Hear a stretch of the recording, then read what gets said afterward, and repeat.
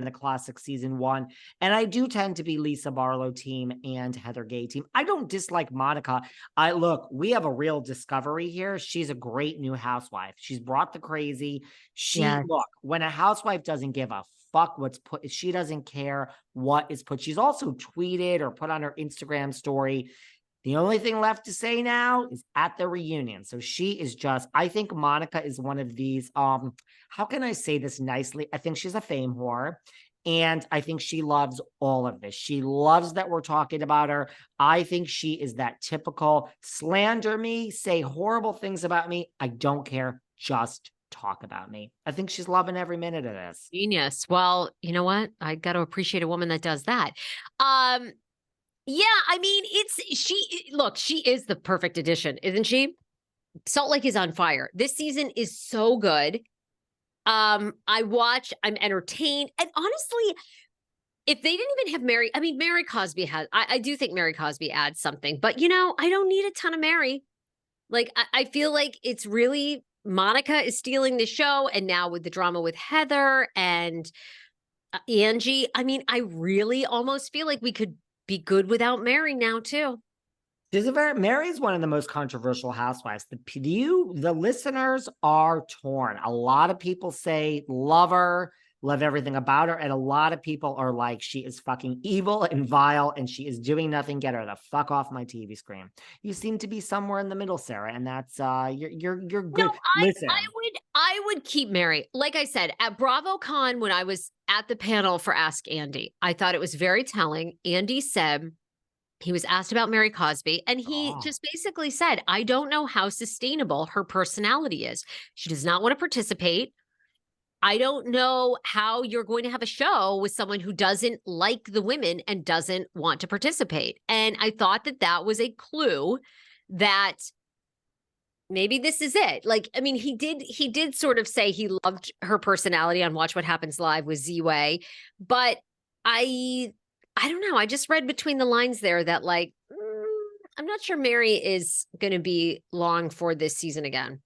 Can you imagine Mary Cosby at BravoCon? I mean, what would that have looked like? Oh, it would have been epic. She would have stolen the show. I don't think she could have handled it the 3 days. I really don't.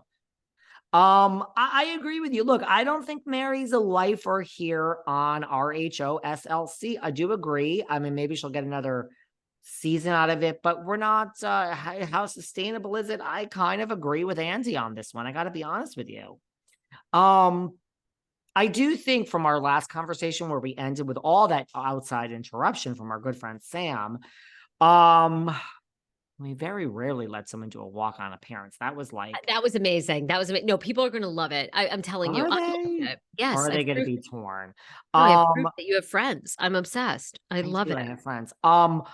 I do think Shed Media, because we talked about this last time. I believe, like, look, I think Bravo, even though we haven't really broken down the Vanity Fair article yet, I think Bravo is thrilled. I think Francis is thrilled. I think Andy, I think everyone in corporate is thrilled that Ramona Singer has darted out there and stuck her foot in her mouth. And we have seen the racism, and she is canceled by Douglas Elliman. She is canceled by Bravo. I think Andy and Francis and Bravo is thrilled. Imagine hearing about this article. I heard about the Vanity Fair article for months before it came out. We heard about it for months behind the scenes. Anyone in the know, we knew this was coming. Andy says he's not bothered. It's enough. Bullshit. When you hear this is coming, you don't know what they're gonna look into. And then this comes out. It does fall flat when it comes to like attacking Andy or Francis, and Ramona Singer jumps out there and takes that bullet. Now, she stuck her own foot in her mouth, and we proved what she is, which is racist. And now Ramona is the one canceled. I think Andy, this is your good friend, Andy, bullshit. You are thrilled. So I think Bravo and everyone is thrilled that Ramona took the fall. I do think if there's enough more lawsuits, like Leah, everything is around Shed Media. I have nothing against Shed. I'm just saying Shed is the Real Housewives of New York, and that is what Leah is suing over.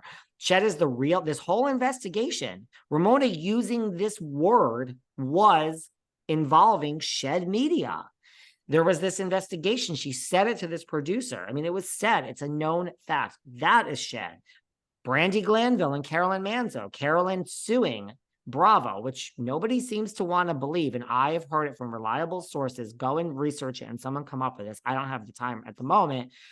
That is shed media. We might never see Carolyn and Brandy in Girls Trip. That is shed. I just think, I'm not saying the other production companies are rosy. I just think somebody is going to, if this gets more in Leah Sue's, which she says she is, I think Shed is just going to be the scapegoat, and that Bravo is going to say, we've looked into, it's so easy just to replace them with another production company. They're also Salt Lake City. Yeah, these are actually doing great. I could just see them saying, we're going to go with Evolution or Sirens or some other production company. I mean, that could happen. I just, look, I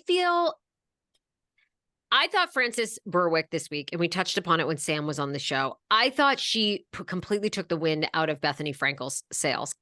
I do. I just don't think, I've read it in other places, in other trade magazines. It's going to be very hard to unionize. You have people that are actively trying to throw themselves on to reality television. And some are there for a season. Some are there for, a reason or a lifetime. Or a lifetime. And I just think that it's going to be very hard for a lot of these talent to come together and really unionize. I don't think the unity is there. Do I think Bethenny has some points? 100%.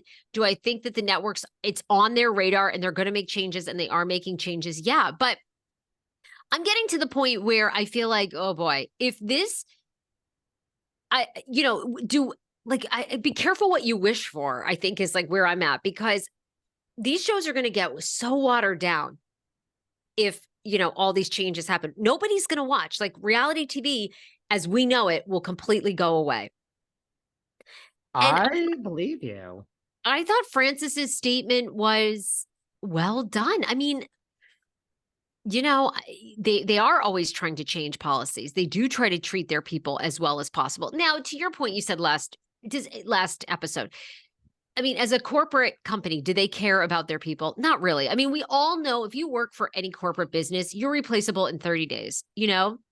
When you die, they're mourning you for 2 weeks and they're putting up a job listing. Okay. 2 weeks. I think they mourn you for like a minute, literally 60 seconds.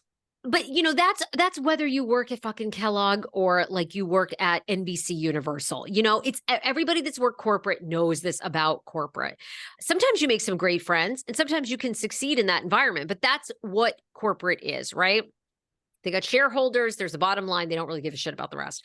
So I don't know. I just don't see how there's a lot of in Bethenny's sales. I don't. And then Bethenny responded to that Frances Berwick interview and said, I haven't retained any legal counsel. I'm not taking legal action against